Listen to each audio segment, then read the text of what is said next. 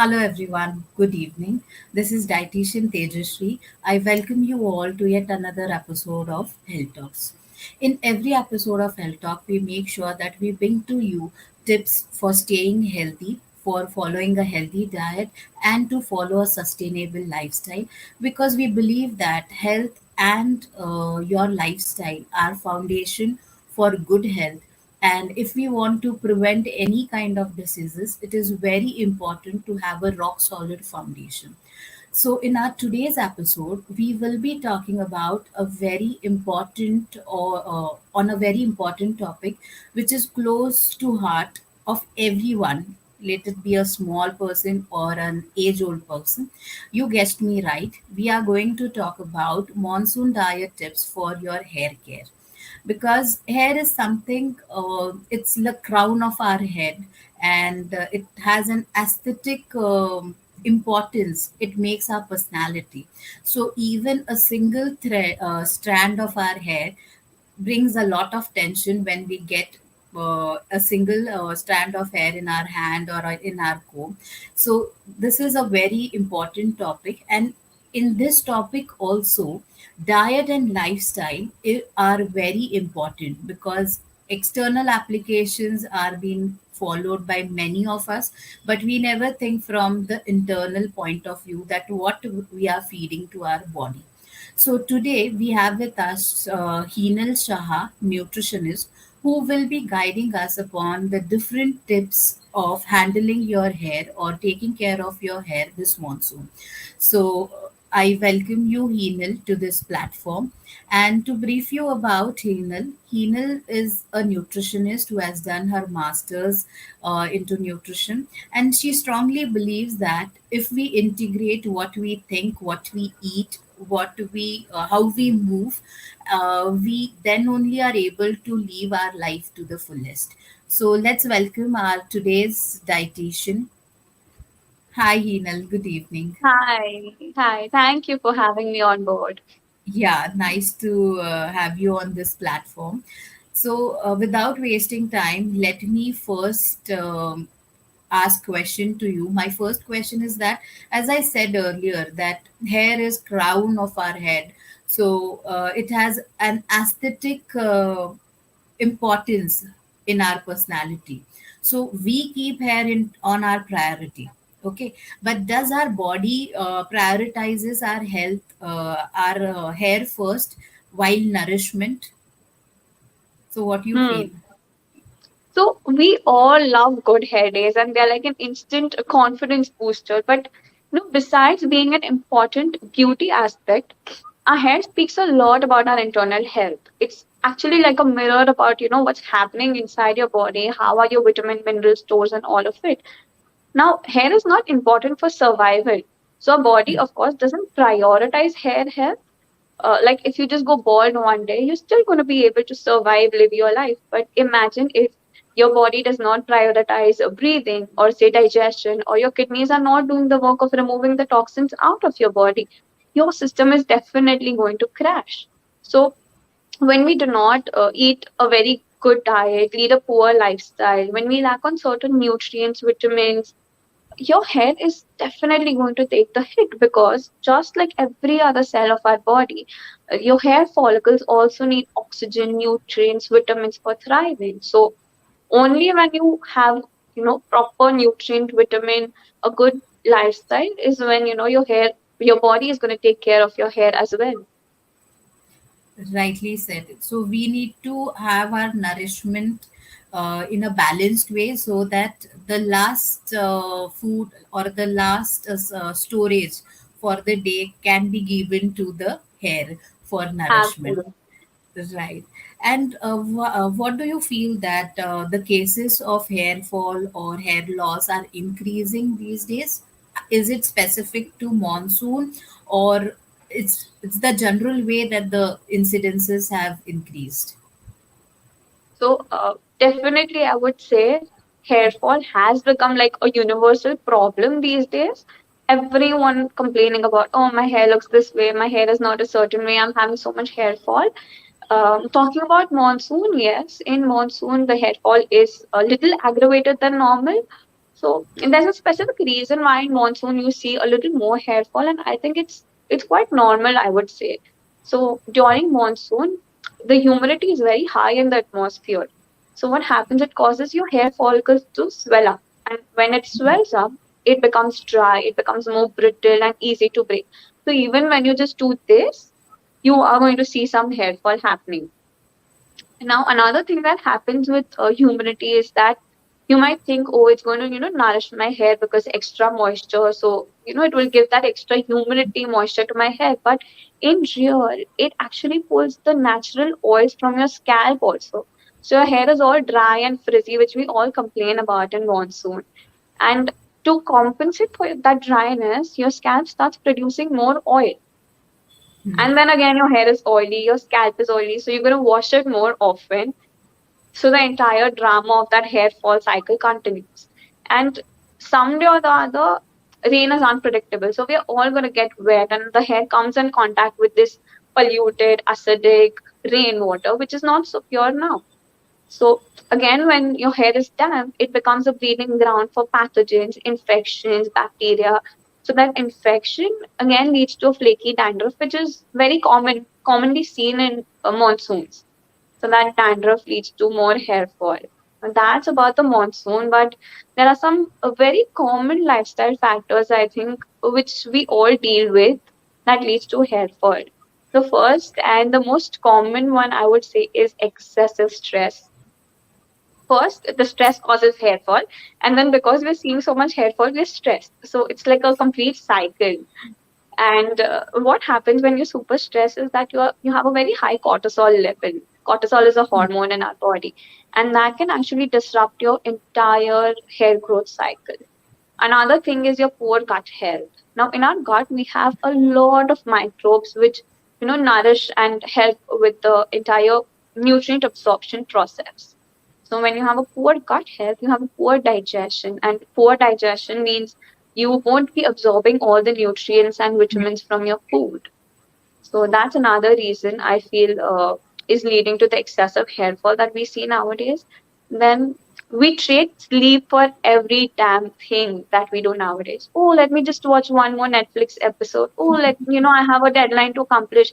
ठीक है 2 घंटे बाद we can sleep, but I need to finish that. And we trade sleep. But when you sleep less, you're more irritated, groggy the next day.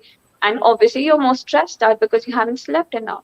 So one, you're stressed. Two, because you are like irritated, you're going to make really bad food choices.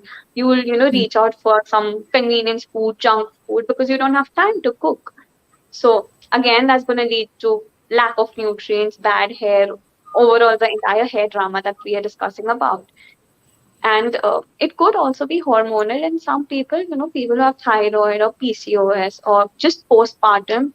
So that's again a very temporary phase when you start working on your hormones, when you start working on those little aspects that can be corrected. So there are a lot of reasons for hair fall, and you really need to figure out what's your cause of hair fall and start working on it to see that improvement that you desire. So that's, I think, a sum about all the causes probably that could be leading or adding on to your hair fall dilemma.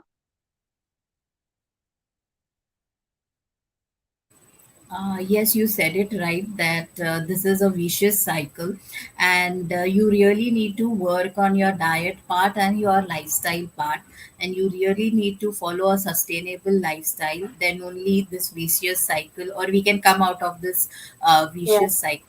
So, through diet, what exactly needs to be included to take care of our hair? right.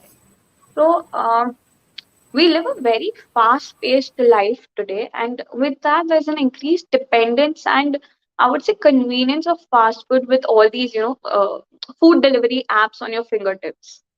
Sometimes you're just not hungry, but you're scrolling through the app and you see, oh, that's a nice pastry. Oh, that looks a tempting burger. Let me just order it quickly.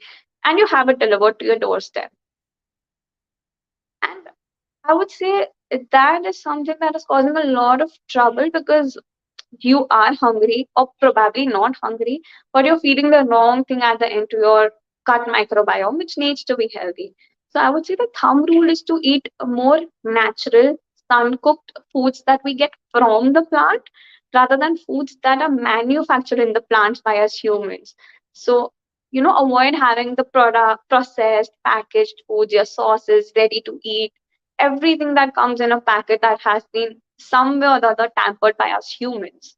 Because the food that comes from the plant is actually the food that is full of life. It has more nutrients, more vitamins, more energy, and definitely the food that is loved by your entire gut. Yes, So there are you certain, yeah. Yeah, you mentioned it rightly. I need to just add one thing. Like this is the season. Monsoon is a season wherein the probiotic thing goes out of your diet. Like people Hmm. stay out away from curd, or they don't include it in their diet, saying that usse sardi hoti hai. But if you have the freshly set curd, then that probiotic is really going to help your gut flora to Yeah, absorb the nutrients, and then only you will be able to give it to your hair. So you need to eat the every allowance, or you need to have a balanced diet so the allowance can be definitely. even, or can be distributed among every aspect of our body. Yeah. Also, there are certain nutrients, specific nutrients, I would say that, you can include in your diet for a good hair health and, having those shiny, bouncy locks that we all desire. So, I would just quickly, mention some sources from where you can get all these. So, number one is your vitamin A. Now, vitamin A you can get from all your orange and red fruits and vegetables, so your tomatoes, your carrots, apples, a red bell pepper, all of those have like tons of vitamin A. Then your B vitamins, so your biotin and everything, again, important for your strong hair. And that comes from your whole grains and pulses. So, whole grains, by that I mean your jawar, your bajra, your ragi, all the traditional ancient grains that we don't consume very frequently now. Then is your vitamin C. We all know it's a very potent antioxidant. So, that comes from all of your citrus fruits, oranges, lemons, amla, super good for your hair, your guava, pineapple, berries, your broccoli, even your potatoes have a decent amount of vitamin C, I would say. And then Hmm. your vitamin E, that comes from nuts and seeds. Your vitamin D, again, vitamin D, we think it's only important for your strong bones, but it is actually super important for your hair. So, the Hmm. best source, your sunlight, get your daily dose of sunlight, sit in the morning, say, somewhere between 7 to 9 a.m. for half an hour, and you're going to get your daily dose of sunlight from there. Your iron, now super important for hair health is iron, because again your hair is a type of protein, so you get your iron from black raisins, green leafy vegetables, hemp seeds, moringa powder. Moringa is your drumstick, so the Right. drumstick leaf powder. Next is your zinc. Again, zinc you get from nuts and seeds and whole grains. And lastly, I would say protein is one macronutrient which is quite important for your hair health. So try to include a lot of dals, pulses, your tofu, Hmm. quinoa, amaranth. Amaranth is your rajgira in your diet.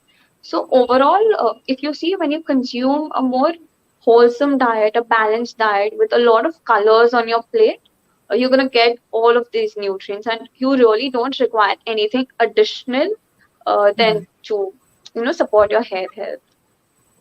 And it is very much important to have all these nutrients, the Yeah, micronutrients from the natural sources, because yeah, then only we will get it in the maximum amount. We can draw the maximum absolutely. nutrients out, because many a time with cooking, or the way we process it, it reduces the quantity, or we lose out onto various micronutrients.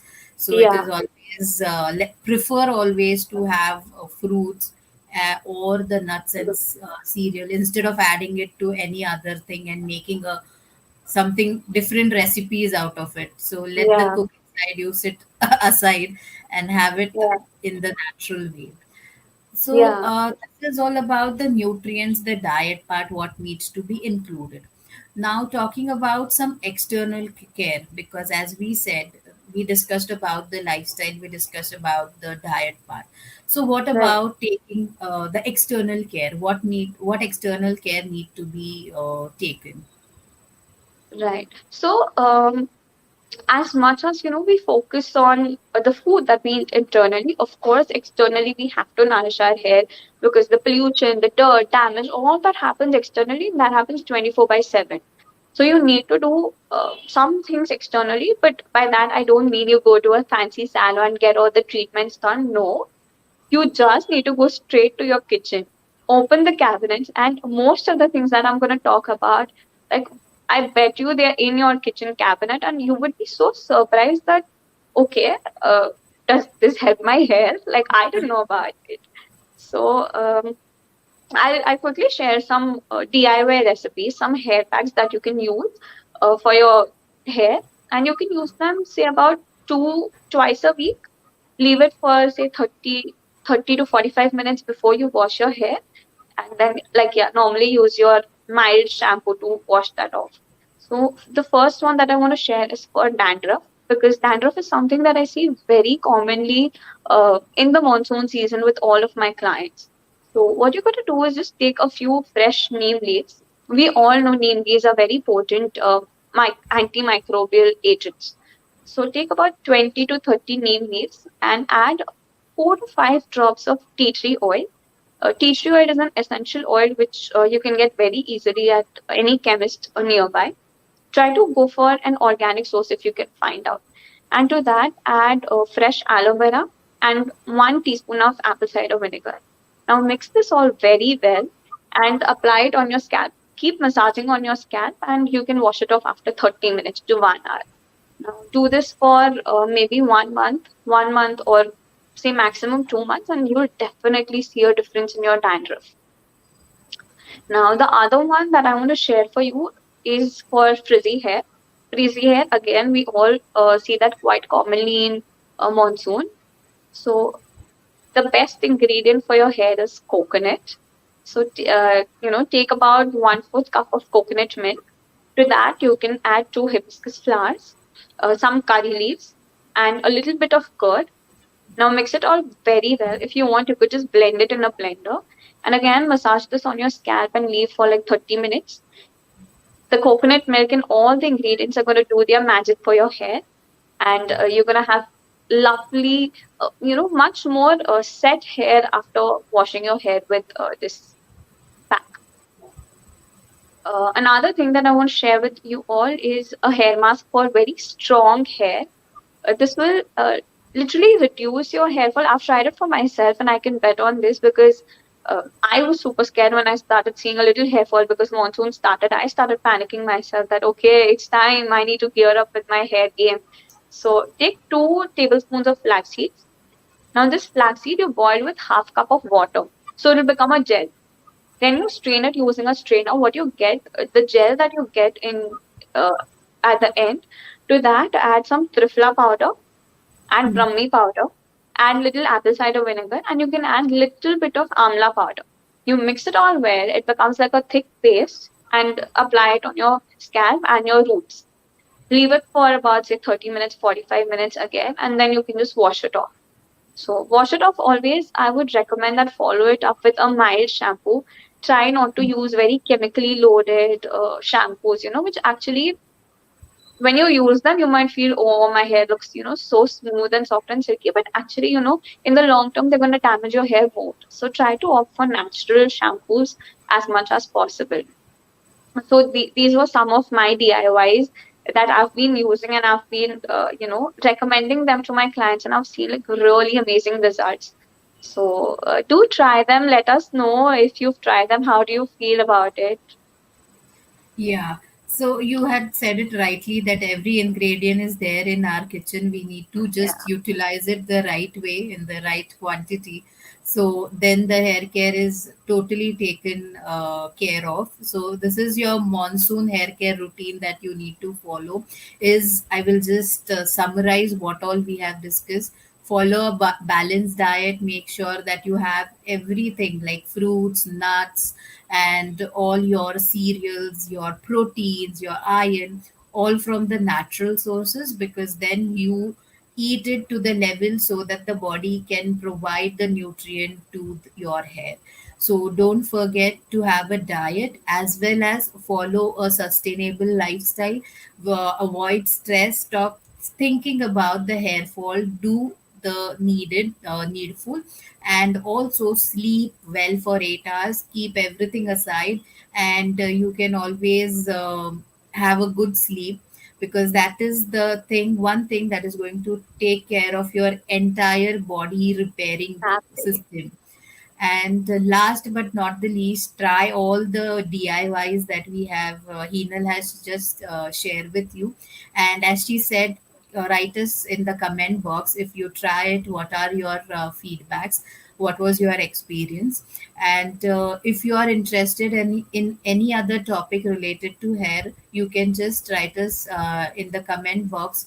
We are here to guide you on that as well.